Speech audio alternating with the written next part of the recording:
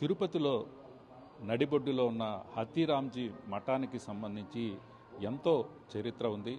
1615లో ఈ మఠం నిర్మించినట్లు కూడా ఆనవాళ్లు ఉన్న పరిస్థితి. ఈ మఠం ఎంతో చరిత్ర కలిగిన మఠంగా కూడా చెప్తారు. అప్పుడు రాజుల కాలం నుంచి కూడా ఇక్కడ గుర్రపు శాల ఉండేది. అటు తరువాత దీనిని బంజారాలకు ఇచ్చారు అనేనని కూడా ప్రతీతి. ఏకంగా ఏదైతే కలియుగ ప్రత్యక్ష దైవమైన వెంకటేశ్వర స్వామితో పాచికలాడిన హతీరాంజీ బావాజీకి సంబంధించి ఈ మఠం ఎంతో ప్రాశస్త్యం చెందిన మఠంగా కూడా చెప్తారు.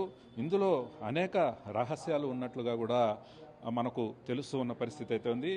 ఇక్కడ మనం చూసినట్లయితే మఠం ఉన్న ప్రాంతం నుంచి కూడా హతీరాంజీ బావాజీ గుహ ద్వారా అనేక ఆలయాలకు ఇక్కడ నుంచి వెళ్ళే పరిస్థితి ఉందనేనని కూడా మనకు చరిత్ర అయితే చెప్తున్న పరిస్థితి. దాదాపు ఇక్కడ నుంచి 25 కిలోమీటర్ల మేర స్వరంగ మార్గం ఉన్నట్లుగా కూడా చెప్తున్నారు. ఈ స్వరంగ మార్గం ఇక్కడ మనం చూడొచ్చు విజువల్స్లో. ఈ ప్రాంతం నుంచి కూడా స్వరంగ మార్గం దాదాపు 25 కిలోమీటర్ల మేర ఉందనేనని కూడా తెలుస్తుంది. ఈ స్వరంగంలో మనకు శ్రీనివాస మంగాపురం, గోవిందరాజస్వామి ఆలయం, అలాగే అలిపిరి ప్రాంతాల్లోకి ఈ స్వరంగ మార్గం ఉంటుంది. అలాగే శ్రీవారి ఆలయానికి కూడా వెళ్ళే విధంగా ఈ స్వరంగ మార్గం ఉందనేనని కూడా తెలుస్తుంది.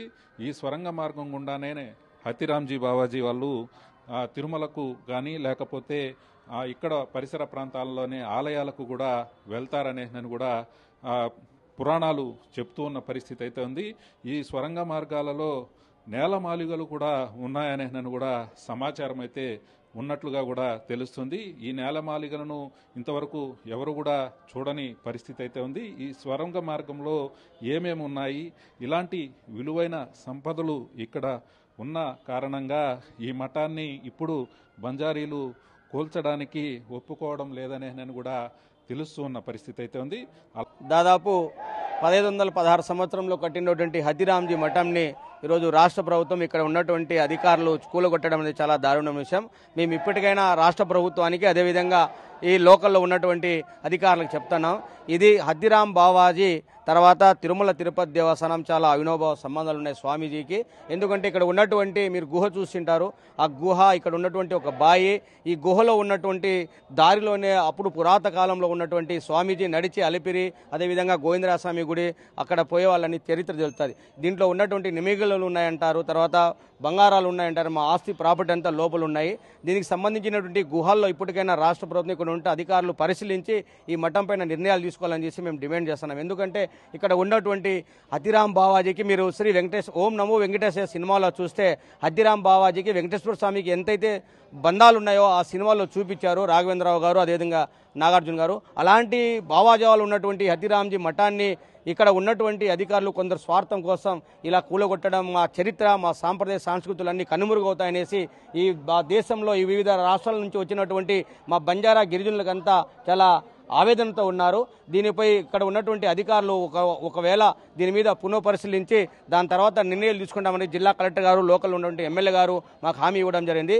దాని తర్వాత ఇక్కడ ఉన్నటువంటి మా బంజారా సంఘాల నాయకులతో అందరూ కలిసి త్వరలో దీని మీద ఒక కమిటీ వేసి నిర్ణయం తీసుకుంటామని చెప్పి మేము గిరిజన సంఘాలుగా డిమాండ్ చేస్తున్నాం. ఇక్కడ లోపల పులి చర్మం మీద నిద్రపోయే వాళ్ళు, ఆ తర్వాత నెమలీగలు ఉన్నాయి లోపల, అదేవిధంగా బంగారాలు ఉన్నాయని కానీ పురాణాలు చెప్తున్నారు. 2006 సంవత్సరం హరి జవహర్లాల్ మాకు ప్రత్యేక అధికారి అయిపోయిన తర్వాత ఈ భూములన్నీ అన్యాక్రాంతాలు ఉన్నాయి. దీని మీద ఎంత భూములు గోల్డ్ ఉన్నాయి, దీనికి సంబంధించిన ప్రాపర్టీస్ అంతా వివిధ రాష్ట్రాల్లో కానీ ఉన్నాయి. భారతదేశం మొత్తం రాష్ట్రాల్లో ఈ భూములన్నీ ఉన్నాయి. దీని మీద పునఃపరిశీలించాలని చెప్పేసి మేము బంజారా నాయకులుగా డిమాండ్ చేస్తున్నాం. అలాగే హతీరాంజీ బావాజీ ఏదైతే ఈడ పాచికలాడాడో ఆ పాచికలు ఆడిన సందర్భంలో ఆయన ఇక్కడే పులి చర్మం మీద నిద్రించిన ఆనవాళ్లు కూడా ఉన్న పరిస్థితి అయితే ఉంది. ఏదైతే ఆ గదులను ఇప్పటి వరకు ఎవరు కూడా ఓపెన్ చేయని పరిస్థితి. గతంలో కోర్టు ఉత్తర్వుల మేరకు ఈ గదులను కూడా ఎవరు కూడా ఓపెన్ చేయలేదనేది కూడా తెలుస్తుంది. ఆ గదులలో ఏదైతే స్వామివారు హతీరాంజీ బావాజీ పులి చర్మం మీద నిద్రిస్తూ ఉన్న ఆనవాళ్లు కూడా ఉన్నాయి. అలాగే పులుగోర్లు అలాంటివి విలువైన సంపద కూడా ఈ మఠంలో ఆనవాళ్ళుగా ఉన్న పరిస్థితి.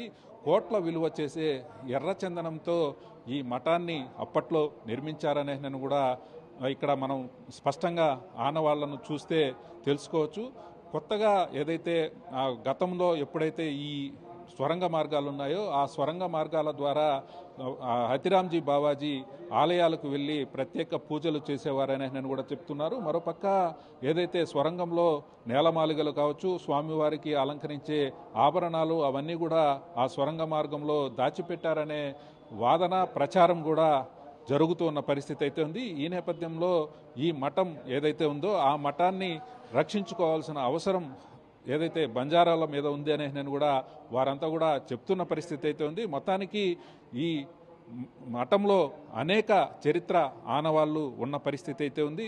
ముఖ్యంగా రహస్య గృహాలు అంటే లోపలికి వెళ్ళే స్వరంగాలు ఏవైతే ఉన్నాయో అవి రహస్య గృహాలుగా కూడా చెప్తూ ఉన్న పరిస్థితి అయితే ఉంది. ఈ రహస్య గృహాల ద్వారా లోపల ఏమున్నాయి అనేది మాత్రం ఎవరికి తెలియని పరిస్థితి అయితే ఉంది. ప్రస్తుతానికి ఇక్కడ ప్రచారం అయితే ఆ స్వరంగ మార్గంలో అనేక నేలమాలిగలు కావచ్చు, లేకపోతే స్వామివారికి ధరించే ఆభరణాలు కావచ్చు, లేకపోతే రాజుల కాలం నాటి కొన్ని ముఖ్యమైన ఆభరణాలు వస్తువులన్నీ కూడా ఈ స్వరంగ మార్గంలో ఉన్నాయని కూడా ప్రచారం అయితే జరుగుతుంది.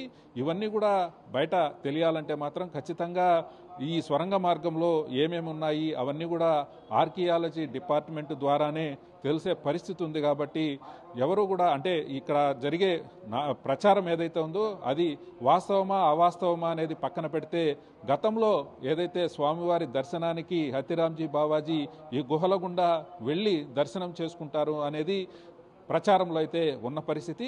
అలాగే నేలమాలిగలు ఉన్నాయా లేకపోతే విలువైన ఆభరణాలు వస్తువులు ఏమైనా ఉన్నాయా అనే దాని మీద మాత్రం మిలియన్ డాలర్ల ప్రశ్నగానే చెప్పచ్చు. వీడియో జర్నలిస్ట్ భాస్కర్తో రమణ కుమార్, మెగా 9 టీవీ, హతిరామ్జీ మఠం నుంచి.